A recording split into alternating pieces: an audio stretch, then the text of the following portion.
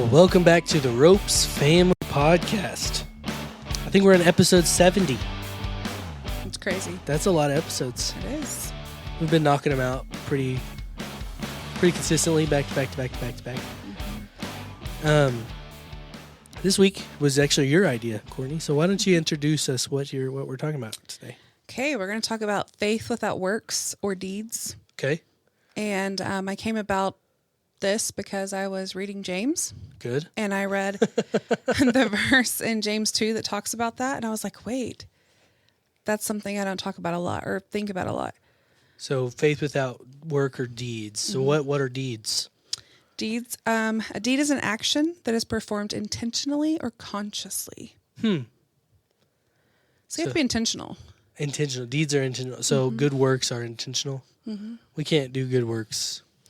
I guess we can do good works out of just being normal, but right. Yeah, I think what you're talking about is the good works. Yeah, I understand. So what you were reading James and this stuck out to you. Do you know why it kind of stuck out to you, or what was the revelation behind it? I think I've been thinking about, it's coming up on Thanksgiving and Christmas, and there's always chances to volunteer or, to adopt an angel tree or send boxes that we have, those shoe boxes or stuff like that. And I was wondering, why are we so hesitant to do those things? Even me. I mean, because that's money I want to spend on my kids' Christmas or my family's Christmas. And so I've really been looking at myself and wondering, why are you not jumping at the chance to do this? To help and to do good deeds. But I guess what do we consider good deeds? Is it more than that, or is it less than that, or is it a mixture of those things? Like what is a good deed that represents our faith? So do you want to read that verse? Yeah, I'll read it. James 2:14 says, "What good is it, my brothers and sisters, if someone claims to have faith but has no deeds? Can such faith save them?" Yeah, and this is we could get really theological with this.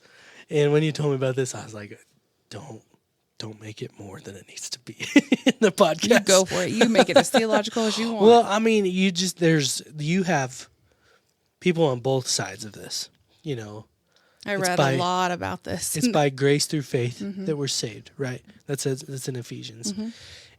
But also at the end of that, by grace you've been saved. In 2:8, verse 2:10 says, "We are his workmanship, created in Christ Jesus for good works that he has prepared beforehand." So it's they go together, faith and works. There'll be people on one side that says, yeah, your faith, your works are what save you. You can do enough good to get you. And then in Ephesians it says that no one may boast by their good deeds, right? So that's how we can get really theological. But I think the point of these two passages, of that passage and of this one, is that our faith, the faith that changes our lives, our faith in Jesus, is the reason why we do the good works. We don't do the good works so we can have more faith. No, but the Great Commission says go and make. Those are action words. Yeah. And a deed is an action. Yeah. And so therefore we have to. We have to go and maybe not spend money, but spend time, put a little extra effort, be intentional. Yeah. And I think that, it's not like how do you love me? And I said John 15 last week, obey my command. It's in John 14. If you love me, obey my commandments. It's John 14:15. That's why I got it's okay. That's why I got the reference wrong. A little dyslexia. It's okay. But, it's having faith in doing the Great Commission and having good deeds is because of our faith, not for our faith. The deeds don't get us. It's not your ticket to heaven. No, and it's not our merit. No. Our merit is Christ. Christ paid our debt. He is the sufficient merit that gets us in. And so out of that is where we're called to do our good works. So, I mean, we could get real theological about it, but you can just keep it that simple. We do the things we do because we're letting our light shine, right? And then Matthew I have that on here. Oh, sorry. I'll let No, you you're go ahead and good. read it. Yeah, go ahead. No, it's down there, but go ahead. No, read it. Matthew 6, right? Yes. Yeah, go ahead. Well, I have the other part. I have 6, 1 through 4. Oh. So go ahead. Yeah, Matthew 5, like let your, or is it 6? Matthew, 5 or 6. Sorry. It's not 6, 7. It's 5 or 6. Oh, goodness. Let our light shine among men, or we're the light of the world, the salt of the earth. We're called to put our faith to practice, not to just, oh great, I got my ticket into heaven, I can just sit back and do nothing. And that's what James is talking about. I think when he says in the end of the passage you're sharing, maybe I have it in here. In verse 17 it says, so also faith by itself, if it does not have works, it's dead. That's what I think that James is meaning. But faith without works is dead because the works are the evidence of our faith. Or it's like baptism is an outward expression or a showing of our faith. Our works are an expression of it. Right. And when I was reading all kinds of, I like blogs, obviously. I talk about them all the time. Podcasts are just spoken blogs. I know. Which is good. But I love to read. So I don't. I was reading several blogs, and one pastor said that our deeds can't save us. We are not doing things to earn our ticket. We're not doing things to show off to the world.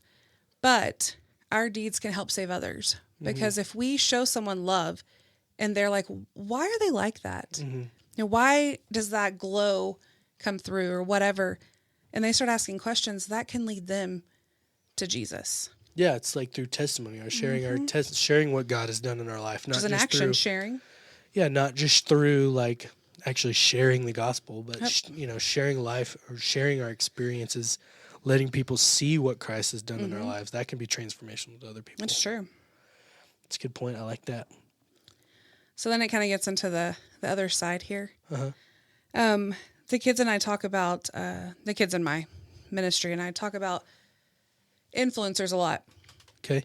And when we were talking about, being the light of the world, one of them asked, one of the 4th grade boys said, well, what about the influencers that wear the cameras? And they go up and, they're feeding a homeless person or they're buying, someone's groceries.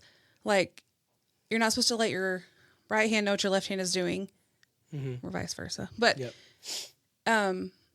is that just for show or is that genuine?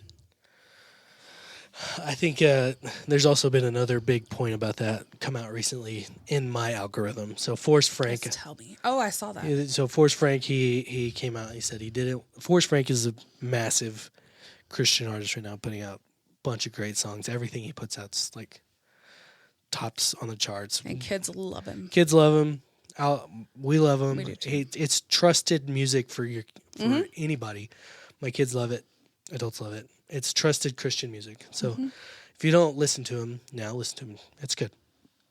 Anyway, so he was nominated for a bunch of Dove Awards and Grammys and things like that, and all the things that come with success in music. And he put out a video saying he wasn't going to attend those. He's like, why would I accept an award that for music that came from Jesus for Jesus? Why would I accept that? And he got a little bit of backlash about it. He's like, people attacked him. Yeah, like Jelly Roll. Jelly Roll was like, you still take the money from all this and yada yada. Whatever. It's drama. I mean, you can find the resolve. And then Forrest Frank came out again and he said, I might give all of my money away. I might give, just because I put this music out, of course all the money's going to come to me, but I may give 90% away. I may give 100% away. Don't let your right hand know what your left hand. He's saying, I'm not doing these deeds for me. I'm doing these deeds. I'm not writing the songs to make money. I'm not writing the songs to be more famous. The songs are coming out of me. I'm writing the songs to make Jesus more famous. And I think we don't have to be Forrest Frank to do the same thing. We have to be intentional. Before we started this podcast, I prayed this kind of the same thing. I said, God, grow this podcast if you want it to. It could be for our 5 listeners, or it could be for our 5,000 listeners. But I don't want the podcast to grow just to make me feel good that we have a podcast that has a bunch of listeners. I want the podcast to grow because, I think this is a great way for people to, grow in their faith, and I'm not saying we're the best at podcasting or making episodes, but I think that but we're very real. And a lot of people tell me that. Yeah, like we're not gonna hide what we're doing. We'll talk about yelling at our kids sometimes or whatever. Well, one of my friends said sometimes when y'all say, "Yeah, today's Wednesday," and I'm like, "Oh, they just did this yesterday. They're procrastinators too." So she's like, "I feel so normal." Yes, we do have our ministries tonight, and about 3 hours from now is when 3 hours from now kids will start getting here. Doing things, and we are recording this podcast at Wednesday. Right. Wednesday, we started at 2:30. It is now 2:56. Killing it. Yeah, but we only have an 11-minute episode right now. But so there's just a little prep work. But anyway, I don't know where we're going. But anyway, I think that that's a good point. Is we don't do the work just to get the recognition. We do the work to make him famous, not us famous. We do the work because it's what we're called to do.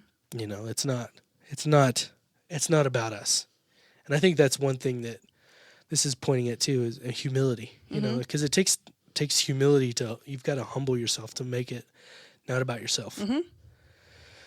Your faith without works, works is also serving people, and you got to take your uncomfortability. You can't just do things because you're comfortable. You can't just do things. You've got to do the things that God calls you to do. And sometimes sometimes that takes us out of our comfort zone. We talked about that last week about it's hard to share the gospel, sometimes. It is. It's hard to... Well, especially for someone like me who I know the verses, but I don't always know where they are. Yeah. Like I'll say Ephesians 6, I think. And then I feel stupid because I'm like, they're going to doubt me because I couldn't tell them like book, chapter, verse immediately. Yeah. I'm like, hold on, let me look that up for you. Yeah. But I think that's kind of a lot of people because you and Donovan know more of, you know where everything is. Y'all can spout them off really fast, where I have done a lot of study, but not quite as deep as y'all. No, I am not on that They're level good at either. it. Don't. The only reason I can't remember, I can remember the words sometimes. Yeah, that's me. I can't remember the reference. I can't quite, like I've even said it multiple times. I've had the wrong reference on this on this podcast bunches of times. It's not far off. Like I said, John 15 last week. It's actually John 14:15. But the number 15 in it. You're fine. And I think the more we do things, the more we participate in the good deeds, the more confident we'll be in those good deeds. Not just because they're for us, but that Christ will give us confidence to do the things that we're called to do according to his purposes, right? And but what else you got on this thing? Well, I had the Matthew 6 verse that says, be careful not to practice your righteousness in front of others to be seen by them. If you do, you will have no reward from your Father in heaven. So when you give to the needy, do not announce it with trumpets, as the hypocrites do in the synagogues and on the streets, to be honored by others. Truly, I tell you, they have received their reward in full. But when you give to the needy, do not let your left hand know what your right hand is doing, so that your giving may be in secret. Then your Father who sees what is done in secret will reward you. Yeah, and I think we kind of talked about that with Forrest Frank, did. the Forrest Frank thing. Sorry, I jumped your... You're good. But But really... that's the verse that backs up exactly what he did. Yeah, don't let your right hand do it. And, it's not about... and I do that. I'm guilty of this sometimes, is I'll do things because I know somebody will see it. Yeah. And be like, oh, Josh is... He's a good guy. Yeah. He's a good guy. I do the same. And it's partially because I sometimes am, non-confident or self-conscious about, or I need the attention. I need to be told I need a good boy. Well, we all like recognition. So sometimes I do the things because I know I can. Boy, that way. Yeah. So this is a funny story. So if I'm ever feeling real down about my worship leading abilities on Sunday morning, I think I've told you guys this before, is I'll do a couple Chris Tomlin songs, and every time I do a Chris Tomlin song, somebody will come up and say, "Man, worship was so good this morning." And it may not have been like great musically, but if I just need a good pick me up, I'll do a Chris Tomlin song because people know it and they're able to sing to him. And but that so sometimes and I'm guilty of this. I do the things to get me recognition sometimes, and I think we're all guilty of that, or maybe it's just me and I can take that. But no, I definitely do that. I think that, but I also think God can work in those things still too. Just because our intent isn't fully. He can use anything. Yeah. Even if I'm having a selfish moment and I'm like, oh, they're going to notice us. And I'm like, Courtney's so cool. She's so good. She's great at her job. He can still use it. Yeah. Or even like flip it on the other way, even when ministry is hard. Yeah. Like at camp or at It's other never events. hard. Sometimes those things are hard and you don't get the recognition. I'm not saying that. And whoever's listening to this, don't say that I need recognition. I love it. I need to be told good boy sometimes, but I don't do it for that reason. Sometimes we go through the hard things and we're like, man, nobody sees what we're going through. Nobody understands this. And that's not just in ministry, but that's in like our everyday life. Even Allison at her job, like people don't know the things that she goes through, but it's tough sometimes for her, and it's tough to represent Jesus in every moment of her life there. She works in a very dark place, in a place that doesn't have Jesus around every corner. And I take that for granted because I work at a church where, work here. Yeah. But she works in a very dark place where, there's multiple different religions, there's multiple different viewpoints, and some are just plain out, just anti-Jesus, everything. Like they would much rather have celebration of something else than a Christmas tree or a cross. They'll put out any other holiday. They'll celebrate for any other holiday. But if you want to put out a cross or anything representing like a manger scene or anything representing Jesus, it's not cool. They put out a Texas Tech. She works at Texas Tech. They put out or one of the places at Tech put out like a flyer. And it was for Halloween. It was to have things printed for Halloween. But it was like straight up evil on this flyer. There was like a little girl, you could tell AI kind of made it. But there was this little girl, dressed kind of like, like a pretty little girl. She's dressed up nice. And then there was a ram, a black ram with red eyes standing right behind her. I mean, it's very Halloween, but very evil. Like that's intentional.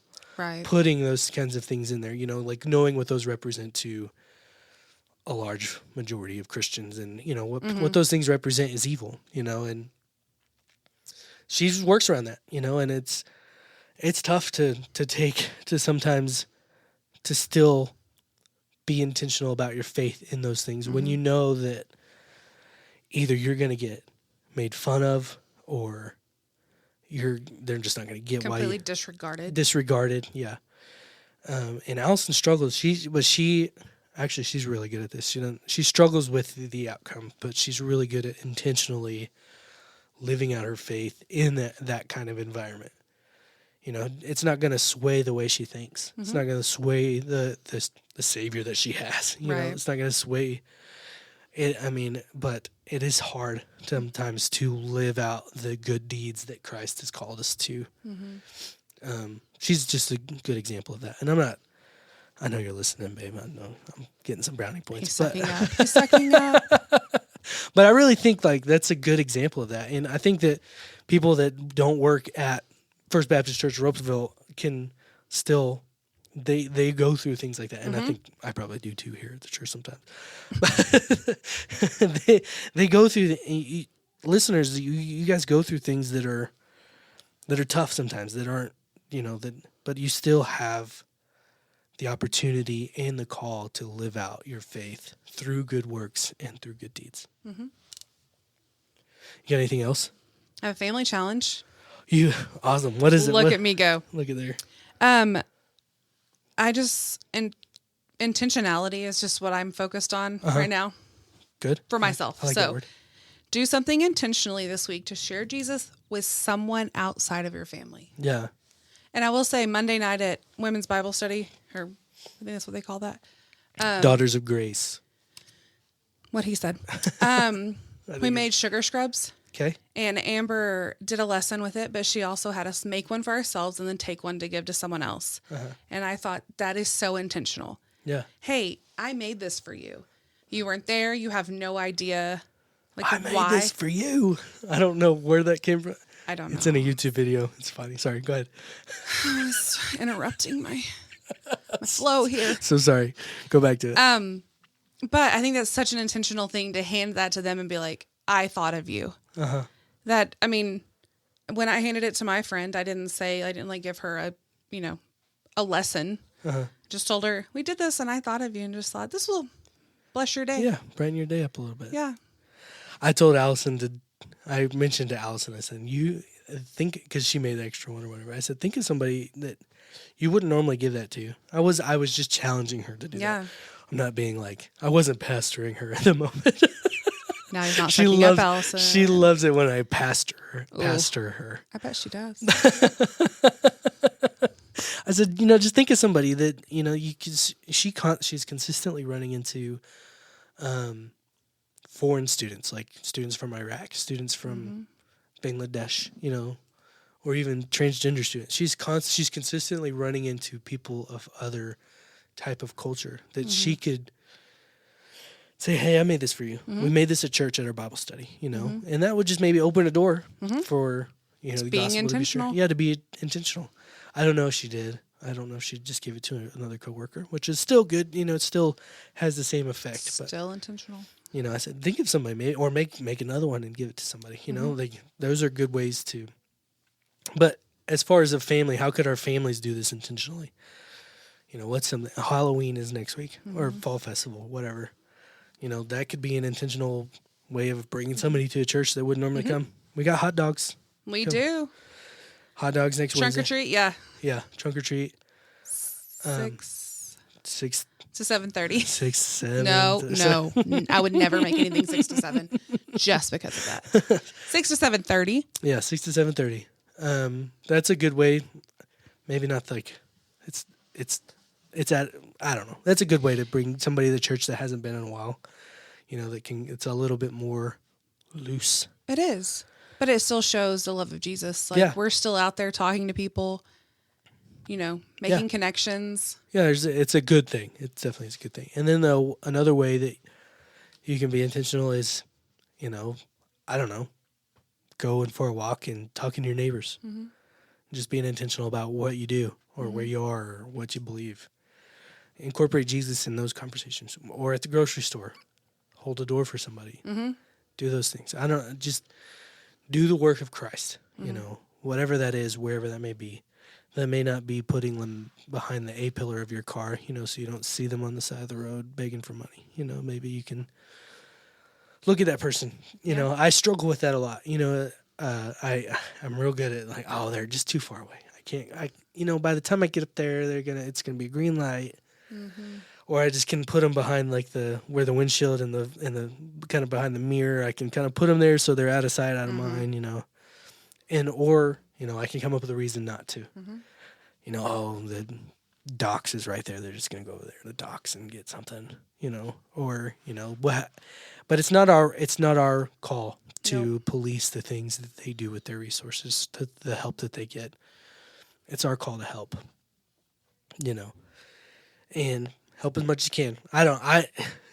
Just kind of take the you out of it when you help, and take what is, like we said earlier, take what's in it for us. Don't do it for that reason. Do it for the good deeds that we are called to do.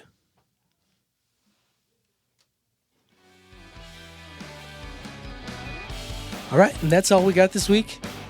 So go out and be good to somebody. Be the light of the world. Do good deeds. Share your faith. Do those things. We'll talk to you later. Peace.